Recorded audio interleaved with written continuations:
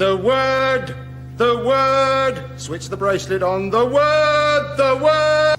The word, the word. Switch the bracelet on. The word, the word. The word, the word. Switch the bracelet on. The word, the word.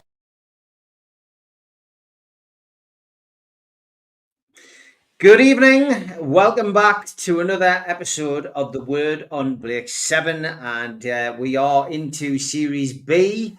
It is episode 4, Horizon, that we're looking at today. Dave, who has got his usual pseudonym on the screen for those of you watching on YouTube, Noah Linian. Any ideas, Lynn? None at all. I've been looking and thinking. It's pronounced line on. Noah Linon. We'll work on it. We'll work on it. Okay, Dave is in charge, but as always, I have to give our little synopsis from the Blake 7 programme guide. Horizon was transmitted Tuesday, 30th January 1979. The author and writer of this particular episode was a certain Mr. Alan Pryor, and the director was Jonathan Wright Miller. The cast were, as normal, on The Liberator, but guest actors were Ro, Darian Angardi, the Commissar, William Squire. Selma was played by Suad Fares, and the Assistant Commissar was played by Brian Miller. Chief Guard in this episode was Paul Haley. So usual cast size for these Blake 7 episodes. So the synopsis is as follows. The crew of The Liberator are suffering nervous exhaustion following their series of close encounters with the Federation. They therefore take the Liberator into a distant part of the galaxy, only to find, much to their surprise, a Federation space freighter passing nearby. Out of curiosity, Blake follows the freighter to the planet Horizon, about which Zen has virtually no information. On finding that the freighter arrives only once a year, Blake's interest is further increased, and he and Jenna teleport down. They are quickly captured by a combination of Federation guards and natives using blowpipes. Villa, Gan, and Callie are likewise captured when they follow. The captured crew members are put to work in the local mines, where a highly radioactive mineral is being dug by hand, though Blake first has a brief chance to talk to Ro, the native chief who has been made puppet ruler of the planet by the Federation. Ro is deeply influenced by his former tutor, now the local Federation Commissar. Although Ro is clearly disturbed by some of Blake's revelations, he refuses to believe them until Callie produces facts suggesting that the Commissar was involved in the death of Ro's own father. Meanwhile, on The Liberator, Avon discusses with Aurak the possibility of his survival if, as he assumes, none of the other members of the crew return. Aurak confirms that it would be quite possible for Avon to survive to the natural end of his life, providing he avoids a situation in which 3 Federation pursuit ships attack simultaneously. Whilst still considering this point, Avon is informed by Zen that there are at this moment 3 Federation pursuit ships homing in on Horizon, summoned by the Commissar, who is concerned about Ro's reliability as a Federation puppet. Having gathered information from Aurak on the way in, which the rest of the crew have probably been captured, Avon teleports to the surface and swiftly destroys the spying devices which have been disguised in the foliage. He kills several Federation guards and releases the crew, who rapidly teleport back to the ship. Blake then teleports back down to Ro's palace at the moment when Ro has abandoned his Federation uniform and returned to ceremonial tribal robes and blowpipe. Blake kills the Assistant Commissar, whilst Ro kills the Commissar with a poisoned dart. Back once more on The Liberator, Blake decides to leave the ship positioned directly in the course of the 3 pursuit ships, which unwittingly pass through Horizon's defense barrier and thus destroy themselves. Ro is left on the planet to free his people from the tyranny of Federation rule. There you go. That is the review of the episode. Dave, over to you. Well, I can't add anything to that, Steve. As you're probably aware, I don't watch the episodes at all. I just do my review based on what you read out. So it's going to be quite difficult. It's a British Empire analogy, this one, isn't it? You know, very much that. slavery, Horizon, a planet where everybody's enslaved. It's a mining operation. Could be South Africa. The Federation are manipulating the people on the planet. Rose seems an extremely naive character. That's my first impression. He looks very nice in crushed velvet, I must say, doesn't he? Very nice in crushed velvet. He does. So, a very naive leader who eventually comes round and sees the light. The more of these episodes I watched recently, the less I understand why the crew blindly follow Blake. He's getting more and more bombastic every episode. Extremely stroppy and surly. Although Shirley, I could mention Shirley later on, couldn't I, really? And he doesn't seem to communicate with the crew unless he's forced to do so by Avon. So it's I don't know. The character's either overwritten or overplayed. I don't know. Anyway, let's address the elephant in the room, shall we? This was a BBC Kids programme, first broadcast. What year, Steve? 1978. Well, this should have been a forewarning of some of the problems that we were going to have with the BBC. I couldn't see any warning on my DVD copy of this that we were about to see topless Blake and Villa. No one needed that. Just no one. It just wasn't necessary, was it? And he wasn't even wearing the training bra, and he should have been. Oh, there man. He goes. Corset, maybe. Yeah. I watched this episode 3 or 4 days ago, and I've been in therapy ever since. I still get the flashbacks, and I just think it's very disturbing. I mean, look at that. Very disturbing. Does it look any better on Blu-ray? Nope. We'll find out. You not got it yet? No, it's a Christmas present. So I don't know. We've got Avon, who's, I think, quite unconvincing in this episode. He never looks to me as if he's really going to leave them on the planet. He goes through all the scenarios, and then, of course, the decision's taken from him by the attack of the 3 ships. I don't understand how he knew that 3 ships was going to be the magical number that he couldn't fight off on his own. It seems to be mentioned at the end of the episode, but this is early in the episode. This is earlier on, so I don't know whether the scripts are mixed up or I've missed something. But he seems it was conversation with Orak. Yeah. He asked Orak, and Orak gave the information that it was 3 ships. Did he? All right. Yes. Yeah. Well, he did, although that was part of that conversation about, are you asking me a question? No, yes. And I thought, like you, Dave, that Avon said that wasn't a question about the 3 pursuit ships. So you're right. I don't recall it coming up in any other episodes. No, to me, it only comes up at the end of the episode where he says, if 3 ships hit the Liberator in the same spot, they can destroy it. So I don't know whether that's a problem with the plot or as Steve's right, and probably Steve's right, I don't know. But the Liberator set, again, I mentioned this was at last episode. I think the Liberator set this episode looks much better again. I just think the production values, whether they've spent money on it or whether the lighting's just improved, I'm not quite sure. But it looks much more professional than anything we saw in season 1. And particularly in this episode, I think the Liberator set looks really good. Colourful, good lighting throughout the episode. Production values are very good. Great special effects when the force field hits at the beginning, the magnetic force field. I thought that was really good.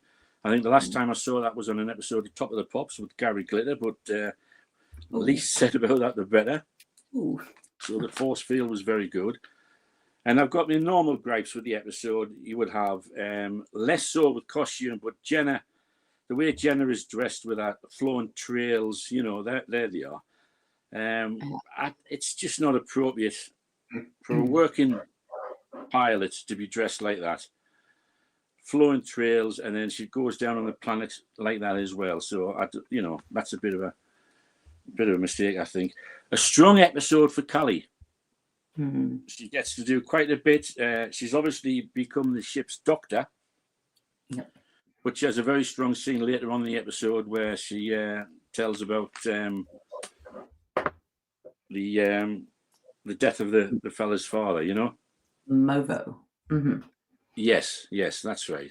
So that was that. What else have I got? Villa and Gan. Now, when they get hit by the blow darts, Villa, or whatever it was, very poor. And then Gan goes back to his famous stock acting of,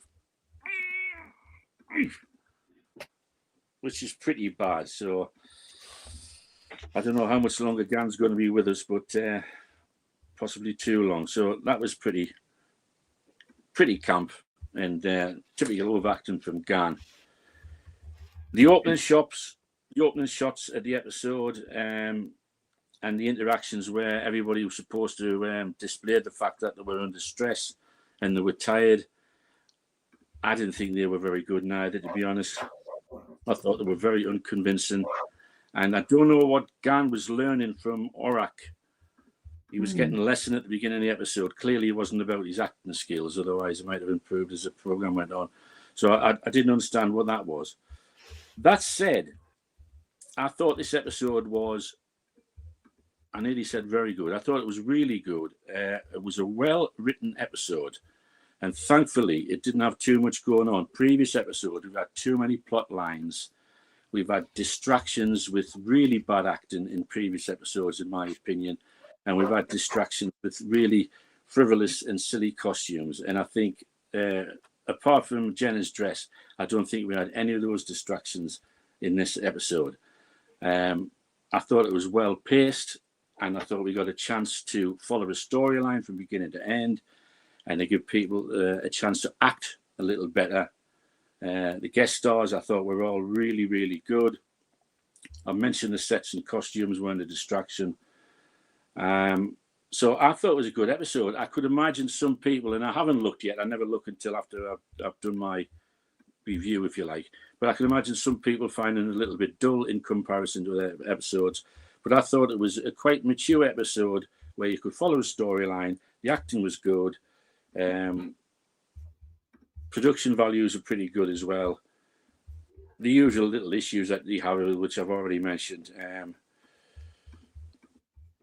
The fastest costume change in history, where Ro, turns into this Amazon type thing. I don't think anybody's changed a costume quicker than that since Danny LaRue in 1952 or something. So, but yes, I thought it was a good episode. I enjoyed it, and I don't think I've got anything else to add than that. So, if I go over to you next, Lynn. Okay. Wow. Let's see. You almost said very good. I'm liking this. Yeah. Almost. It was just held yourself back. Just back. I mean, in terms of overall impressions, you've noted a number of things that I did, and it does become more and more a favorite of mine each time I watch it. As you say, you have a storyline that we get to follow through. We've got some strong character work and character beats. Come on to with some gaps. The British imperialism empire thing is, well, I mean, yeah, exactly. It's really obvious, but I think in part I found it takes you back to the Federation that you remember from the way back. In some ways, you've got administrators and people in charge who have very little to no regard for the people that they are exploiting. They want to keep everyone in line. They're mining Monopazium 239 so that to further the Federation. They're prepared to do whatever. I agree. William Squire, I think, plays the commissar really well. He plays it as he plays it straight. No kind of space overacting, and comes across. I think he comes across really well. I mean, I think the British imperialism piece. I made a few notes about that. Another interesting thing, Ro and Silma, they also have. It shows up. This is where you get to the sort of caste system piece, because they don't have that great a regard for the rest of their population, do they? They're kind of, they're primitives. Silma going, I'm not one of these people. So they persist with that, which I think is an interesting one. Silma getting to eat first everyone realizes that she's not really one of them, and lets them in. Although it is uncomfortable, isn't it, when the slightly chubby white man just comes in and goes, "Stop doing that," and tells them how to organize their eating. That's a little bit. Yeah. It's more of that Empire piece, which oh, there he is again. That there really was, as you say, zero need for them to take their shirts off. It's interesting, the writing. Alan Pryor. This is his first episode written for Blake Seven. Now, Dave won't be able to comment on any of the others, but Steve, I looked them up. You've got this, then Hostage, The Keeper, Volcano, and Animals. So he did his best work first, I have to say. It goes downhill after this. Right. That's exactly what I wrote. Mostly downhill. I have a fonder regard for The Keeper than most people. We'll come on to that in a few episodes' time. But this is, I really think it's one of his best. But I will lay a lot of stuff at the door of the director, Jonathan Wright Miller. This is his only Blake Seven episode. And that is a real shame. It's a real shame. Yeah, I think the things you talked about with the Liberator set, Dave, and how it's all shot and then it moves along and all of that, I think has to be, we've talked before, right? That's down to the director. As much as the scripting, and I think he does a really good job. I think when you see the just keeping an eye on my notes, but when you see the planet and the palace, if you like, so everything on the planet, he doesn't aim for anything too expansive set wise. I mean, he can't, right? But you've got about two rooms in the palace, and then one piece in the mines. And the palace, I like the way it's lit. I like the colors, everything sort of, I like the primitive, that big throne almost that he has with the other things in the backgrounds of Aztec, Egyptian type of thing, with a Federation Perspex comm box stuck on the side. And I like to think that's deliberately incongruous. They have come in and just plugged all their tech into this native palace. And I like that. I think it works. So overall, I think between Alan Pryor's writing for this one and Jonathan Wright Miller's direction, I think they put together, as you say, a really good story and a really good episode. And it does divide the crowd, Dave. It really? Certainly does. The Blake Seven fan club, the earlier one, calls himself Horizon. And I think that was a reason that, thank you, Steve. Haven't seen that in a long time. And there's a reason for that. So there's an awful lot of funness. A lot of other people do dismiss it. And to my mind, I think that's a little bit, I think that's a bit unkind. So characters, yes, Callie does have a good episode, doesn't she? Whereas I think that the way that she collects more data from Warrack, I know he was collecting it anyway. We realize once she's on the planet that must be about Rose's father, right? So she's found the information, but she plays it so well. She comes straight in with the mystic angle, which plays really well to Ro, doesn't it? You can see that he reveres mystics, and so he's instantly kind of on her side. Plus a really nifty use of telepathy. Often it seems to be stuck in because we've just remembered that she can do it. But the way she uses it to tell him he could be in danger, I think it's all, I think it's all really well done. Although I will say that all of the crew just pile down to the planet one after the other. Blake and Jenna, they go down, they get blow darted. Nothing's happened. Okay, we send in Villa and Gatnell. That was never a good idea next, was it? They get captured. Callie does the same thing, actually. It's only Avon who goes, okay, something else is happening here. Let me prepare properly and then sort it out. And then Paul Darrow gets to do his gunslinger scene and look really smug when he's just destroyed the two first cameras in the plants. But it shows different parts of those different characters. I like that. Are we ever convinced that Avon will run? I suppose overall we aren't, because it isn't going to go that way, is it? You're 4 episodes into series B. Avon is not going to take the Liberator and leave the rest on the planet, so something has to happen. So you're never quite convinced. Although the smile, when having said the only thing I've got a problem with is 3 pursuit ships, and Flotilla 13 has 3 pursuit ships. So the kind of nice smile when he realizes that, yeah, okay, that's turned the odds back in Blake's favor effectively. And yes, Blake is really not bringing his crew with him. There's a bit of the Gan acting look in illustration on the front of the VHS. Doesn't do many favors, does it?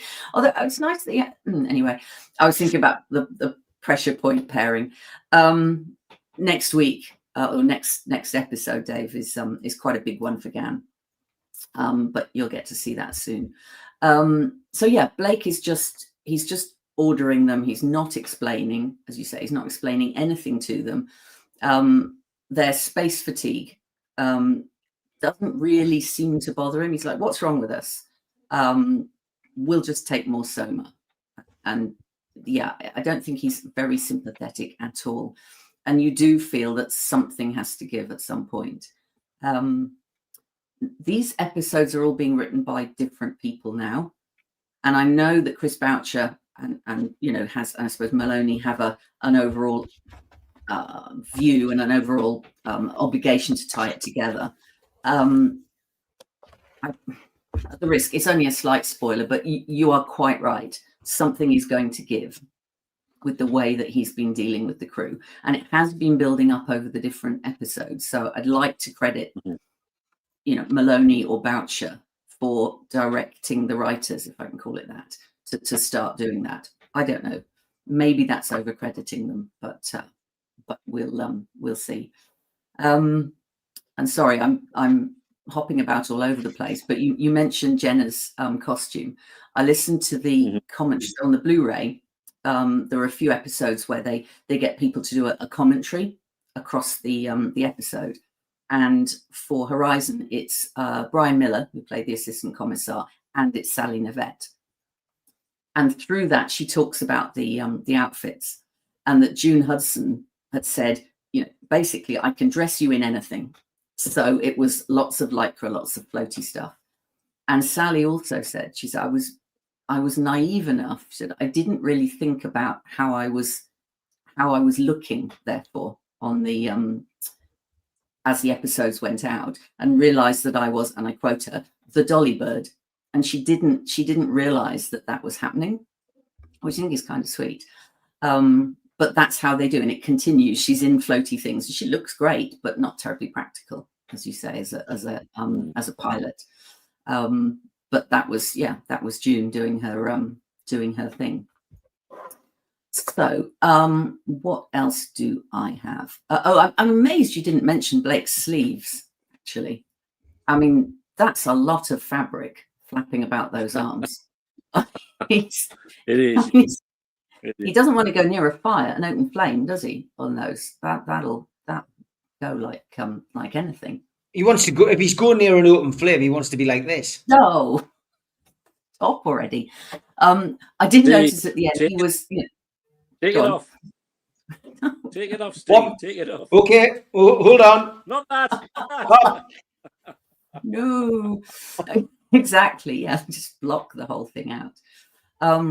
At the end, when they've all teleported up, grubby as heck from the mines, Blake is the only one who manages to both clean his face and put a fresh shirt on.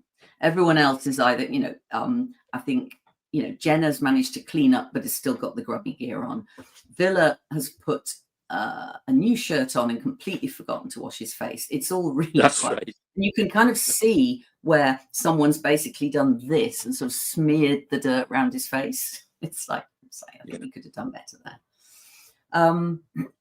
Daniel Angardi, who plays Ro, I agree that the character is weak, isn't it? He's gone to it was the Central Education Center. I'm going to get that wrong. Anyway, he's gone and been educated by the Federation, brainwashed, the Commissar has this huge influence on him, and he is weak, isn't he? He's just being led. He does still show compassion. You can see it hasn't all been brainwashed out of him. He offers Jenna the water. He's notably unsure about torturing them to the degree that the Commissar is prepared to, but that still doesn't quite work. I think the combination of Callie describing about his father, I think he's telling Rose something that he might have kind of guessed but didn't want to admit to himself about how his father died. And then finally, and I think Angardi plays it really well, I think, that finally when the Commissar says out loud that he would have killed him if he hadn't towed the line, that's what he needs. It's that last bit he needs to throw off the shackles. I guess, okay, you really are, you've said it now yourself. I can't hide from this anymore. And he wakes up, and but I love the way he played it. Actually, I thought all through you could see a lot more in his face than the things he was saying as well. Yeah, I thought that worked. I thought that worked really well. Excuse me. I think Gan was doing teleport homework. That's the only thing I can work out. When he was there, he's in the teleport bay at the controls, but no one's going anywhere. So I'm assuming Aurak's trying to tell him how to use it. It's been a series and a third. Seems a bit of a shame he hasn't worked it out already, but there we go. So it's not as many. I mean, some nice lines in this. Not as many kind of all-out one-liners as we have had, but one that has to be one of the best of the entire thing, which is Avon. Said, "I am not expendable. I'm not stupid, and I'm not going." And that, that's right at the top for me. Even if that silver top of his isn't particularly, that's another one that's a little bit odd. So what about going out like this? Really, wearing that top. It's a mercy they stopped at 2 of them, I suppose. Which is all we can say. Well, you can imagine what my original joke was going to be about. They picked the wrong people to go topless, but I thought I won't do that one. Dave, that's cheap and nasty. Cheap, so I won't do it. We're better than that. We are better than that. We are. I never thought I'd be watching it, taking part in an episode of this where I'd be asking Steve to put up that robot rather than the picture of Blake. Do you remember every episode put the bloody robot up? I've never. I don't even know what you're talking about. This robot thing. I've never. Do. I'd rather see the robot than Blake again. That's honestly, Dave, that is so Series A. If anyone starts putting that robot picture up again, honestly, we'll cancel the podcast. Oh, there we go. Plus, look at that. Series A Anorax. That, yeah. Oh, you see. Well, it's short. It's also shorter than I thought. That's the best picture I've seen. Of the robot? Sorry, that's the best picture I've seen of the robot, yeah? Yeah. There you are. It's socialising. It's a socialiser. Right? It likes getting out. It likes getting out and about. It didn't look that good in the episode, did it? Right? It does look pretty smart there. But it's not moving, right? It's not trying to move. Oh, yes, I agree with Bill. Just there was comment. Still want a not expendable T-shirt. That's, yeah, exactly. That is absolutely the sort of thing we could do with. Right. Yeah, as you say, not many effects to speak of. Yep, there's the magnetic barrier. The Blu-ray has done some started up the planet shots, as you'd expect. And there are some lovely new Liberator shots. Although I did think actually that when I then went and watched the original one as well. And it's that one, it's a later one. Again, the original model work, I think it looked really good and was lit really well, even before the Blu-ray effects. But yeah, but there wasn't that much more for them to tweak, to be honest, on there. Now, is there anything I haven't mentioned? I thought, yeah, I mean, in terms of plot, Blake's knowledge of Horizon from Pora. Now, I met someone on the London going to Cygnus Alpha who told me about it. he does, when, I can't remember if it's Zen or it must have been Zen, said this is a planet Horizon. Blake sort of goes, oh, Horizon, as if he knows something. But it is completely new. It didn't come up in the other episodes. And it's kind of convenient, isn't it? But he knew least, it by name. Hmm? He knew it by a different name, didn't he? Yeah. Exactly, Silmarino, which I think that's really nice, actually. I'd have kept that personally. But at least the information that Callie has later has come via Aurak, pulling things out of databases, which is a bit more credible, isn't it, than Blake happening to know.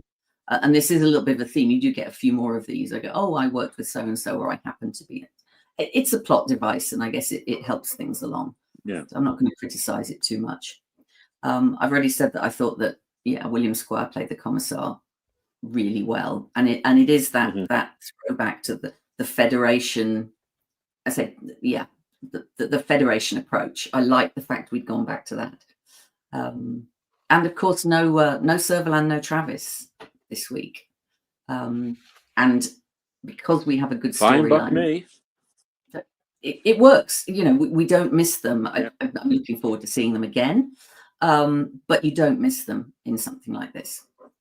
What you have is the Federation at work, on a planet doing the subjugation thing that they love so much.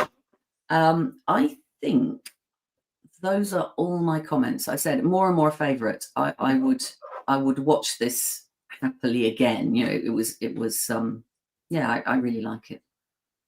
Okay, good stuff. Over to you, Stevie. Thank you, sir. I mean, obviously when you go last, it is always a case of repetition, so I've given you a little bit of variation. I mean, Alan Pryor, for example, wrote the episode. I did wonder why Alan Pryor, and Lynn mentions that he does write subsequent episodes. I wonder why Alan Pryor has such a bad rep, and of course Dave will find out why. It's almost frowned upon amongst some of the Blake Seven fraternity. But anyway, he had a history of writing novels. He'd actually written 12 novels prior to writing the scripts for programs such as Blake Seven, Softly Softly, Task Force, Doctor Who, Junior Ward, and Shoestring. He also did a couple of scripts for the Aeneid Line and one of my other favourites from the 70s, Secret Army. He did a couple of TV plays as well. But he won awards for novels and plays. The other stuff he'd written, he'd never done sci-fi, and I just don't think he ever got it. And I think that's half the problem with lots of different people writing episodes is, you're not getting that kind of continuity or the understanding of the characters or the plot lines.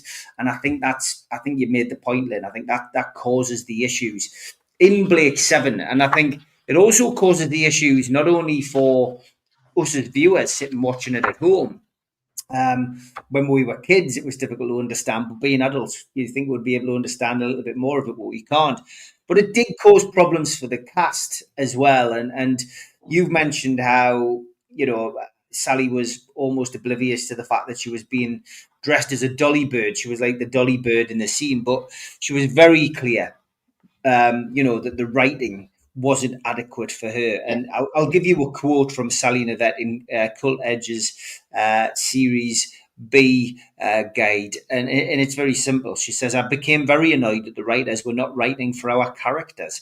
There were so many different directors and writers that there was little through thread. They didn't always consult the other episodes, so it was just a struggle just to make our lines sayable. That's Sally, what she says. Now, Chris Boucher, of course, who I think we all respect in the Blake Seven world, even Dave, who's watched it, hasn't watched it all the way through yet. But Chris Boucher gives the writer side of things, and I find this fascinating. He goes, you'd learn which actors didn't deliver their lines as written because they thought they knew better, and you'd give them fewer lines. It wasn't a revenge thing. It was protection of your own work. Do the lines properly and you'll get more to do. It's as simple as that. In any series, actors who learn their lines and deliver them the way they were written with the minimum amount of pissing and whinging tend to get more of the action. That's what Chris... That's really interesting. That's really interesting because he's also the person who has said and I have to credit the Maximum Power podcast for this, and one of the guys there who interviewed him, saying that Boucher is has said there isn't a line of Avon's that I didn't either have a hand in or check or so on. And equally, Paul Darrow was known for just tweaking almost everything that he was given to say. He would maybe just, add a word or change one word, or so he'd deliver it fine, but he was always tweaking. And yet Boucher gave him plenty to say. But I understand, say, if everyone's just whinging, it's like, fine, I'm going to give you fewer bits to read. Yeah. Does this mean that David Jackson was always ad-libbing? Possibly. You mentioned earlier, Dave, about the special effects. I did like them, actually. I thought the special effects were really, really good. Credit has to go to AJ Mitchell, who created that particular effect.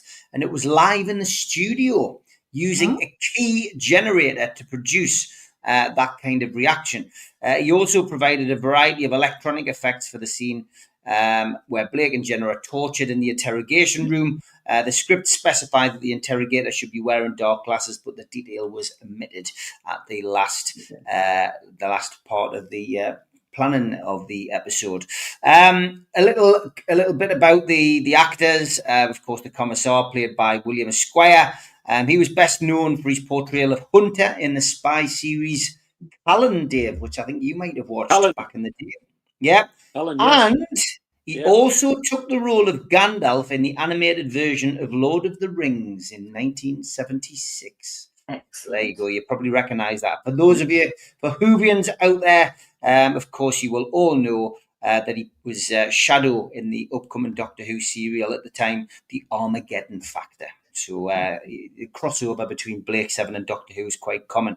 And this was a fact that I didn't know. The assistant commissar that was played by Brian Miller, he had a whole host of TV credits ranging from Compact to Crown Court and Play for Today.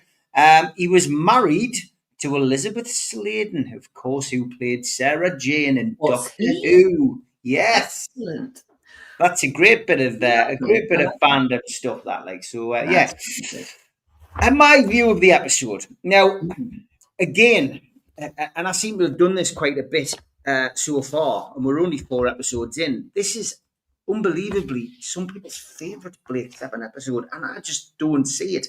It's not my favourite episode. I don't know where people get this from. Going through the stuff that you mentioned and just trying to almost, just either agree or disagree. I mean, Jenna's costume, of course, you've already highlighted that. Villa's yellow number, I found that rather garish and strange. And I love the opening gambit.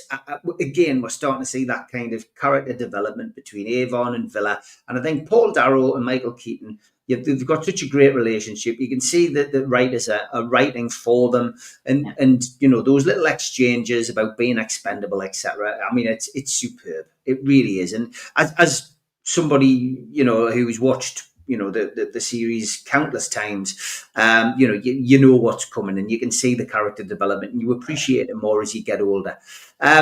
Jenna's costume, I'd marked that down already. Bizarre, even more bizarre that you would go down to the with it. I just think these things were just were simply down to just lack of time, because I certainly wouldn't be having Jenna go down to a planet wearing that costume. I just didn't understand it at all. Why go to the planet in it? That's all I put. Space anoraks, right? She could. I know. Well, they've worn them before, and I mean, have something for the ship and have something for going down to the planet. It's as simple as that. It looks ludicrous going down dressed like that, into an alien planet. Would anybody do that? No, of course they wouldn't. Gan, the teleport thing with Aurak. horrendous acting again, sadly, by David Jackson. This whole, shaking and eyes, and it just didn't work. And I really cringe for him, as an actor myself. I just think, my God, I would like to think that if a director saw you doing something like that, they would say, cut, stop, look, less overreaction. But I know it's a different generation. We're talking about the 1970s here, for God's sake. But overacting's overacting, and I just really feel for David Jackson. I really do.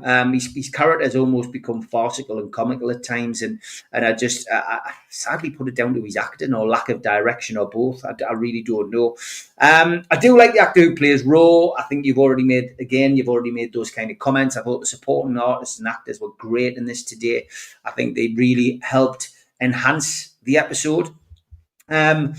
I did cringe at first, this whole taken out by darts. Again, I just almost feel sometimes they do these things because they haven't got the time, effort, money, whatever it is, to do special effects, or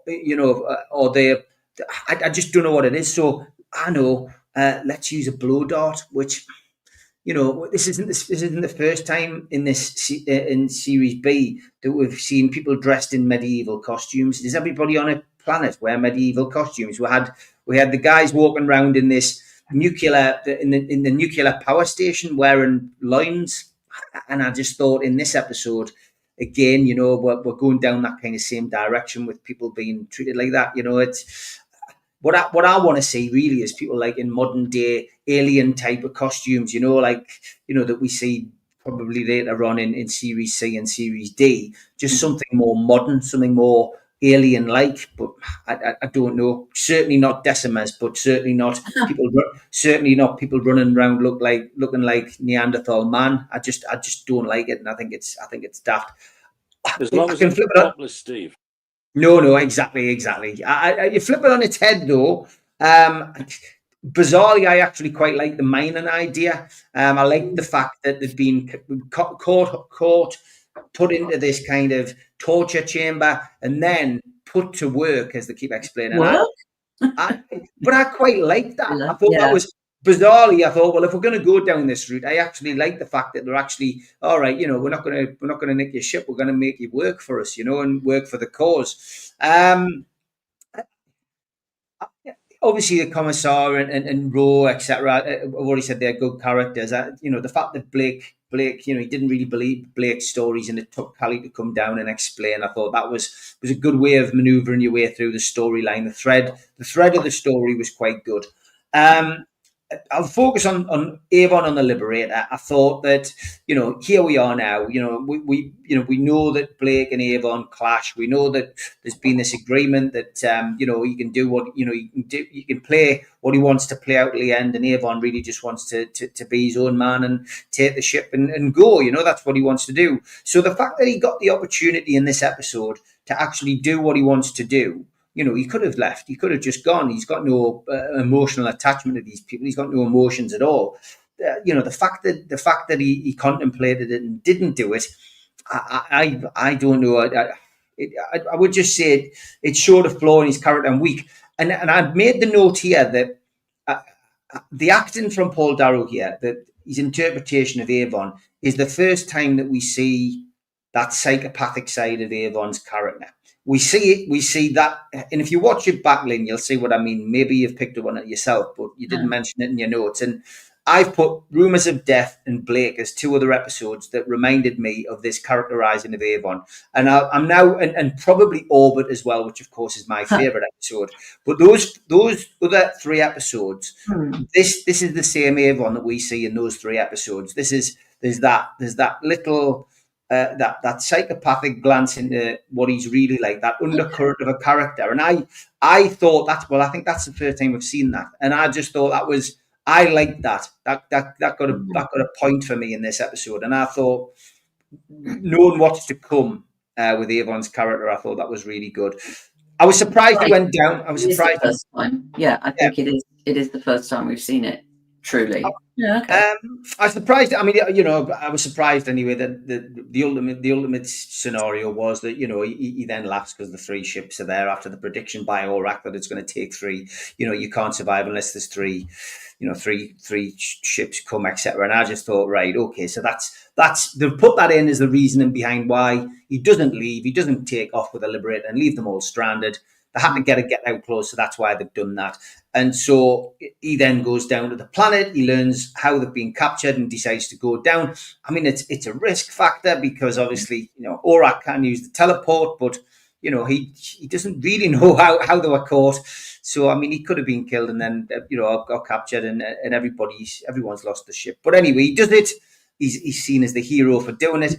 I did like the shooting. I thought it was great. You know, that typical Avon, you know, shoots all the Federation guards and, you know, saves the day. I felt this bit though was quite rushed. I just felt like we're coming to the end of the episode. I was looking at my watch and I'm going, you know, we've probably got about 7-8 minutes left here. This is all going to get rushed and finished in the end.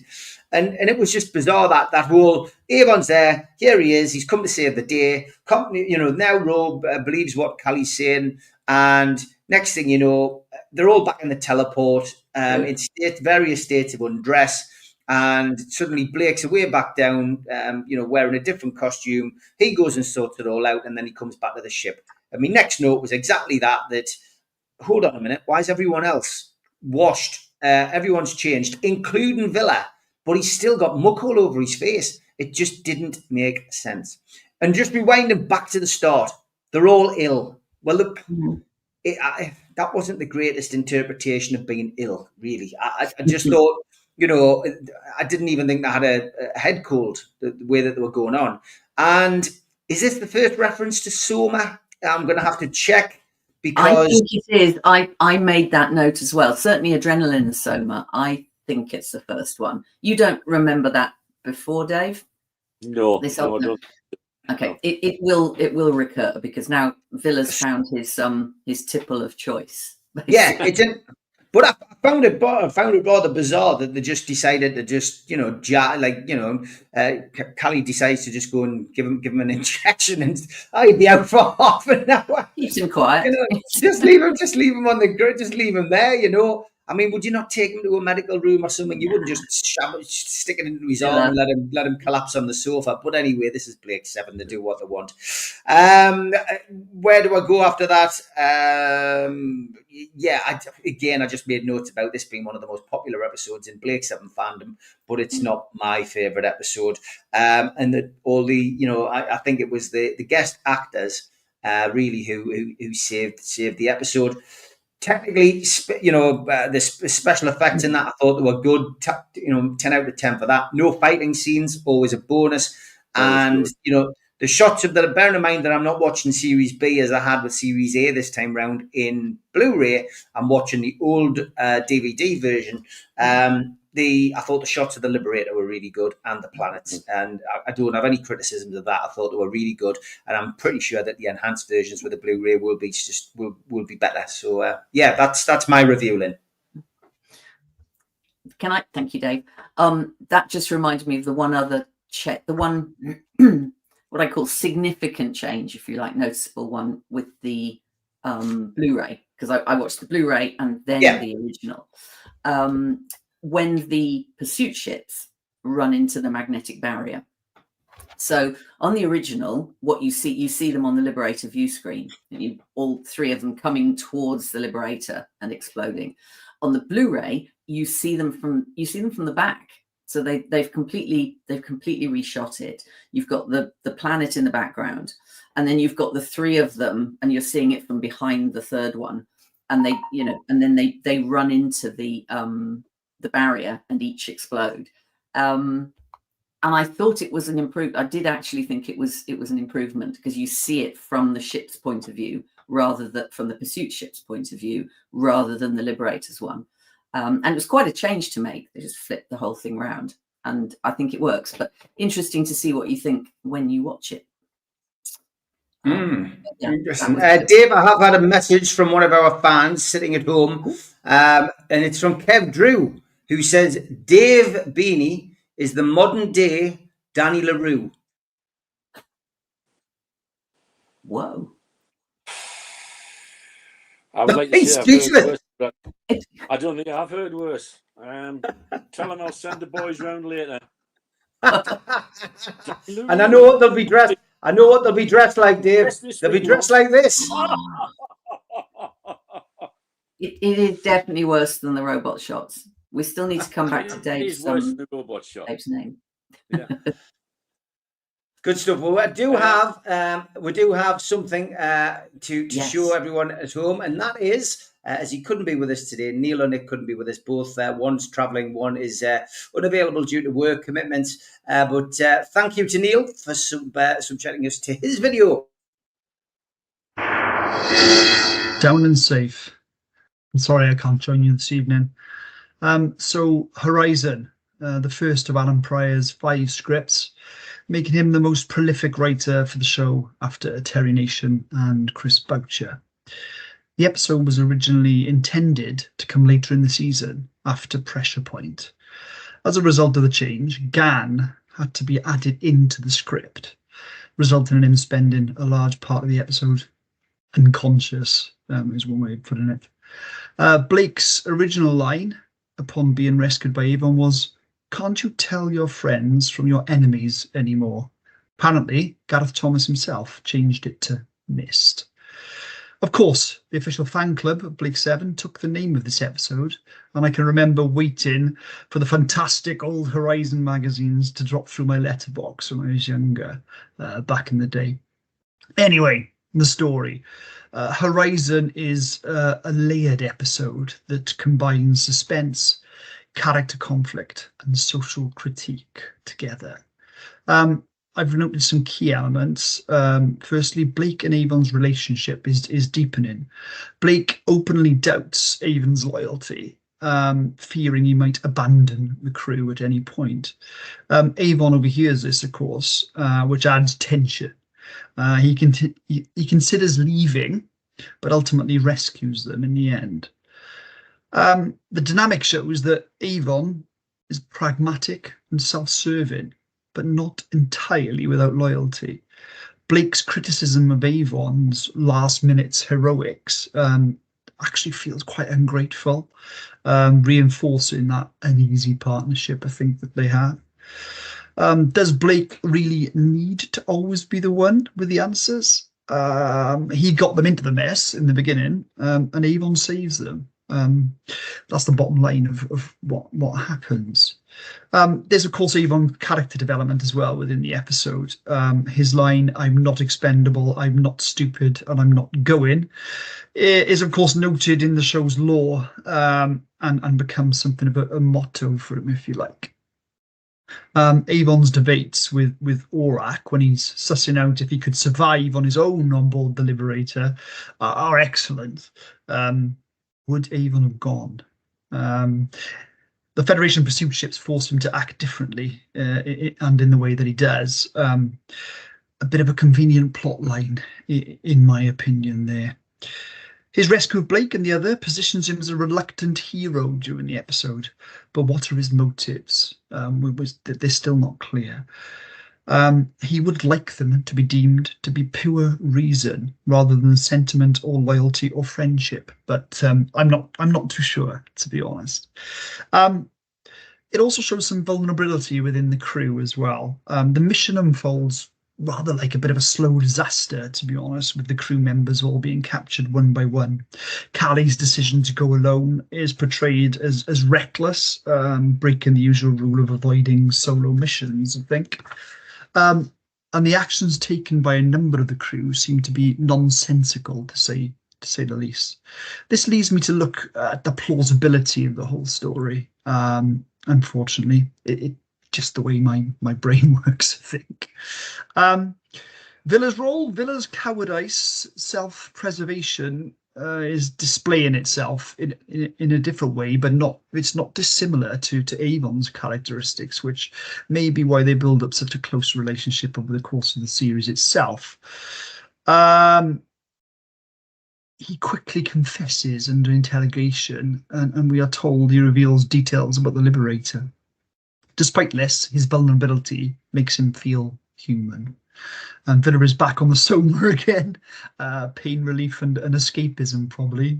Think I might need some. He is now becoming a comic yet tragic figure whose flaws obviously could endanger the crew at some point. Planet Horizon and the society there is very interesting. Ro, the local leader, has effectively enslaved his people under Federation control. He's manipulated by the Commissar, and Ro believes that he has improved his people, but has actually worsened their lives. He's nothing more than a puppet leader. The contrast between the ragged miners and the velvet-clad elite really does underscore the exploitation, the authoritarian, I'll put my teeth in, leadership that's in place. Ro has even subjected his fiancée, Selma, to banishment. Power is probably the ultimate corruptor. Ro only begins to resist after reconnecting with Selma, showing the strength personal ties, love, and connection can have as a catalyst for change for the better in this case. There are themes of resistance and safety. Blake initially hopes Horizon could serve as a safe base for his rebellion, something that gets revisited later in the show's run on a few occasions. The episode ultimately suggests no planet is truly safe. And the crew survival depends on constantly whizzing around the galaxy rather than any permanent refuge being found.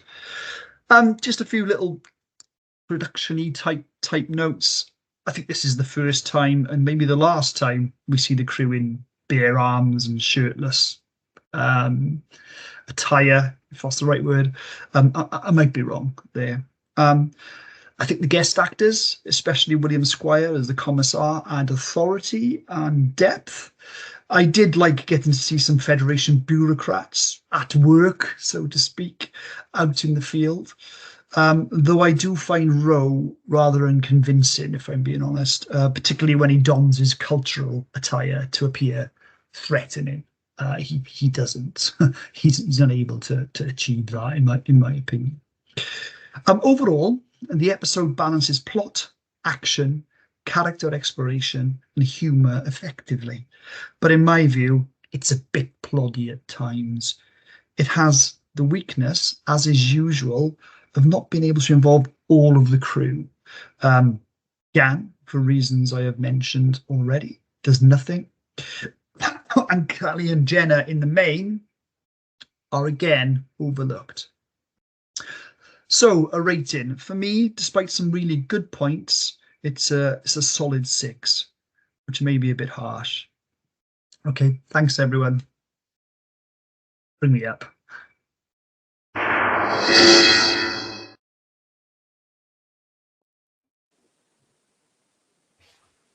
Excellent. Dave, back to you. Change your costume for Kev. Very good, Danny LaRue. Just like Ro, you see, change your costume at the end of the episode. Very good. There you go. There you go. Right, so he's jumped the gun by giving the score out, hasn't he? I thought He has, yeah, but yes, so it's just the scores to do, really, isn't it? My name, I think we'll just leave it until next time in case anybody wants to mention in the comments, if somebody watching or listening can work out why I'm called that. And if we don't get an answer, well, it's a bit contrived, this one, but on the next episode, I shall reveal it if it's not picked up by one of our 2 viewers. No, there's 220 watching live at the moment. There you go. Is there nothing on the telly? Is there nothing on the telly? Well, I went last. Do you want me to give my mark, Dave? Well, do you want me to go last then? Yep. All right then. Finished best goes last. I'll go now. I'll give it a 6 as well.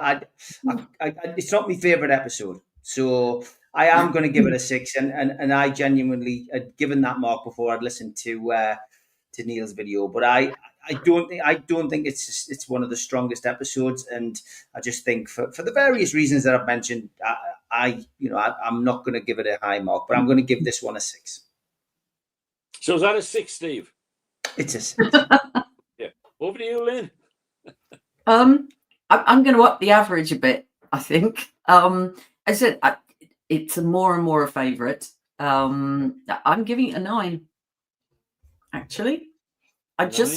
For all the reasons I mentioned earlier, I will forgive any of the little bits, plus the shirtless aspects. You know, it might have gone up from that, if not for that. Well, hold on to your hats, folks. I'd give it an 8. Ooh, wow.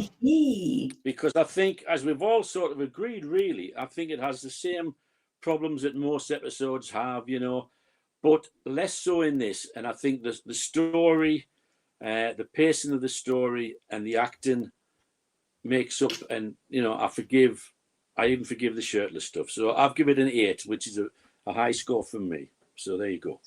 Certainly is. We've got an announcement before we finish. I'll go on it.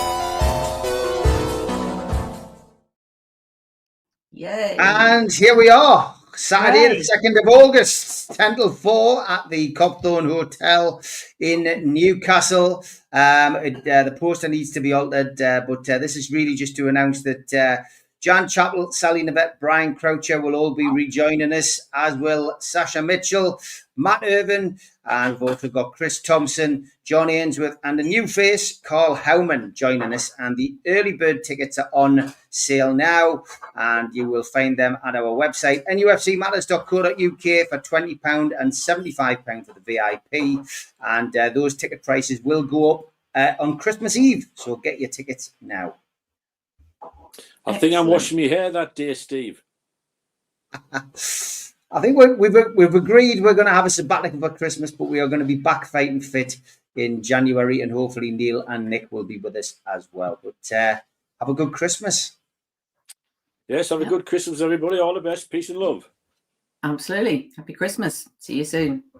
The word, switch the bracelet on the word, the word, switch the bracelet on the word, the word, switch the bracelet on the word,